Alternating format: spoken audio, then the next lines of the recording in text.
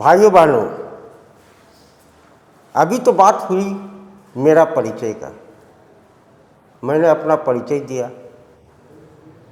आप लोगों ने परिचय को बहुत ही ध्यान से सुने होंगे और आपका प्यार भी मुझे प्राप्त होगा, इतना मुझे उम्मीद है।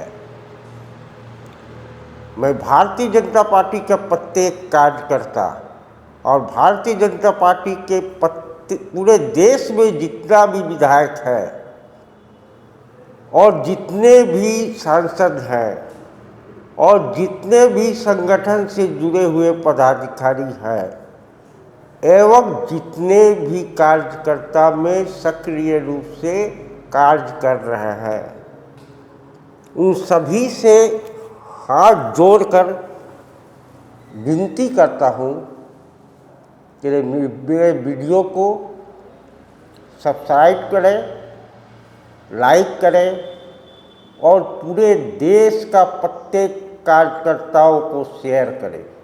मैं ये बात आज इसलिए बोल रहा हूँ, देश के 5 राज्यों में चुनाव होने जा रहा है आने वाला 1 महीना के अंदर।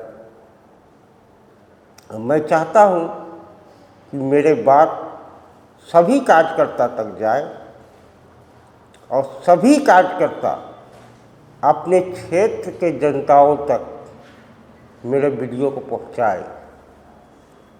मैं अब बात करूंगा भारत माता की लाल यशस्वी प्रधानमंत्री माननीय नरेंद्र मोदी जी का। माननीय नरेंद्र मोदी का जन्म गुजरात के बड़नगर में एक गरीब परिवार में चाय विक्रेता के यहाँ हुआ था। उनके पिताजी बड़नगर रेलवे स्टेशन में चाय बेचा करते थे और माननीय मोदी जी भी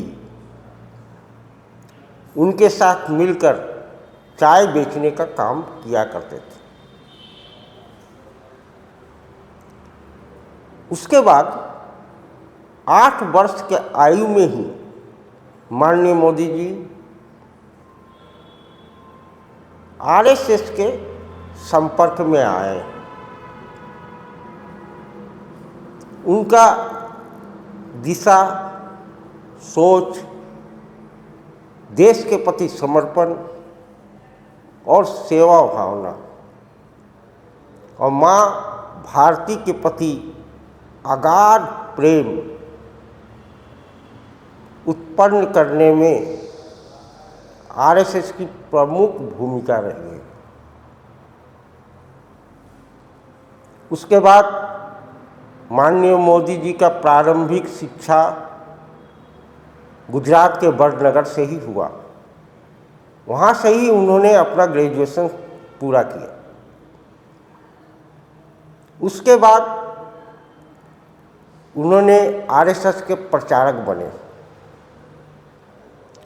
और प्रचारक के रूप में भारत का विभिन्न प्रदेशों में उनका प्रवास हुआ।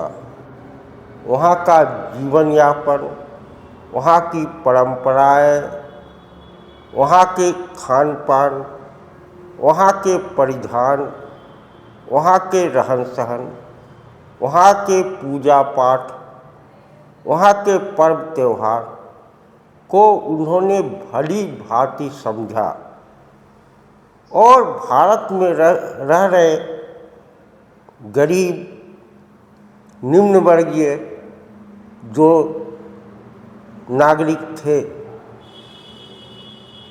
उनको जीवन यापन में कितने तरह का कठिनाइयाँ हैं, इसको उन्होंने बखूबी अध्ययन किया।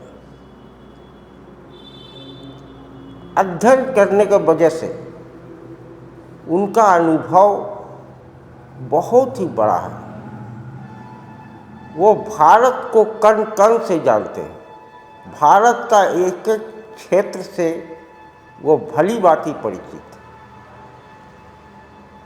यही वजह है कि आज भारत के यशस्वी प्रधानमंत्री के रूप में वो पूरी दुनिया का सर्वोच्च नेता माने जाते हैं।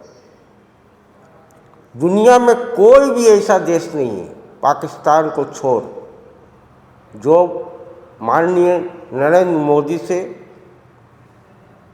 दुनिया के समस्याओं के बारे में चर्चा नहीं करता हो और उनकी सलाह नहीं मांगता हो। भारत को तो वो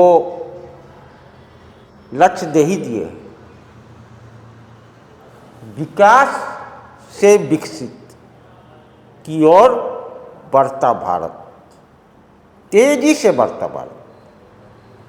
1947 तक भारत को 140 करोड़ जनता के सहयोग से युवा शक्ति एवं नारी शक्ति एवं समस्त नागरिकों के मदद से भारत को विकसित राष्ट्र बना रहा।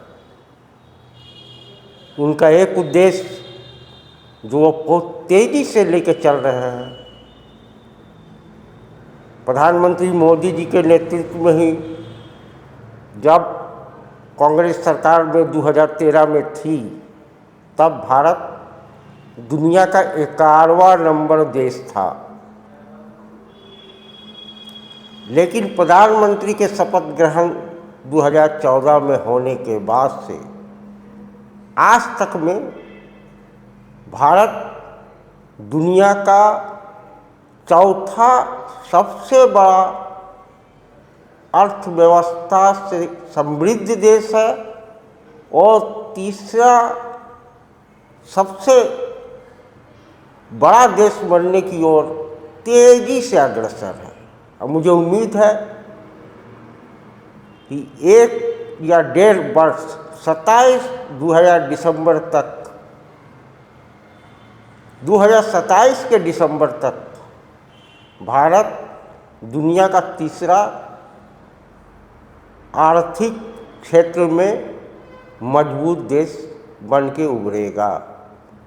लेकिन बीच के कुछ कालखंड में प्राकृतिक बाधाएं, कुछ युद्ध की बाधाएं, कुछ विपक्ष के द्वारा उठाए गए अड़चनों की वजह से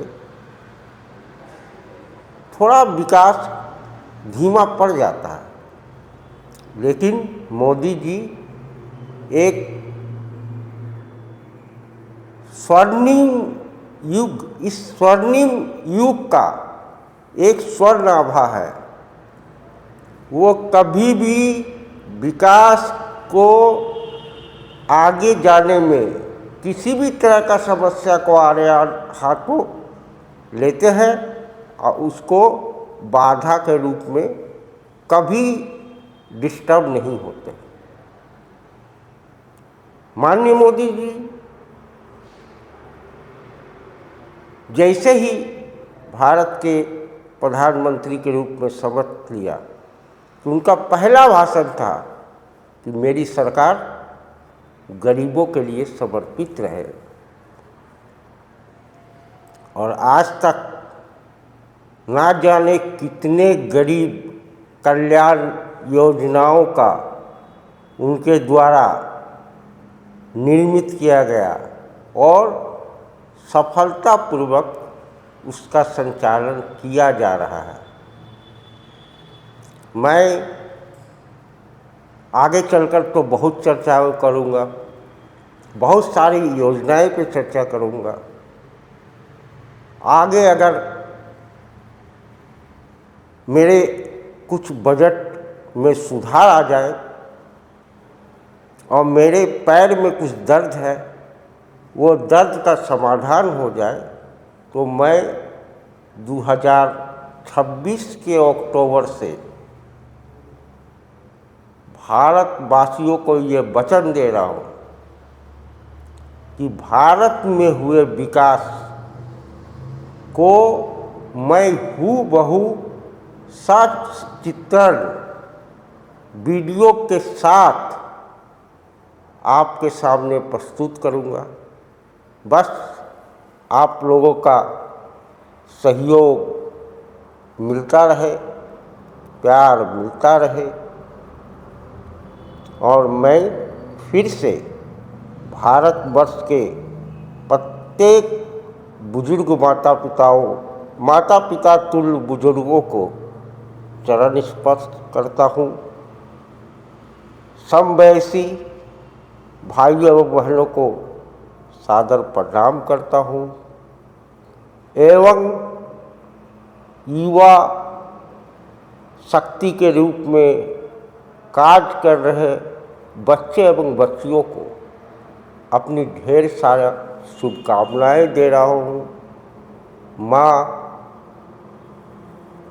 वासंती नवदुर्गा की सप्तमी के दिन माँ पूरे भारतवर्ष के सनातनियों को शक्ति प्रदान करे, विवेक प्रदान करे, देश भक्ति दिलों में बसाए, ऐसा मेरी कामना है। और साथ ही भारत के बॉर्डर में और भारत के अंदर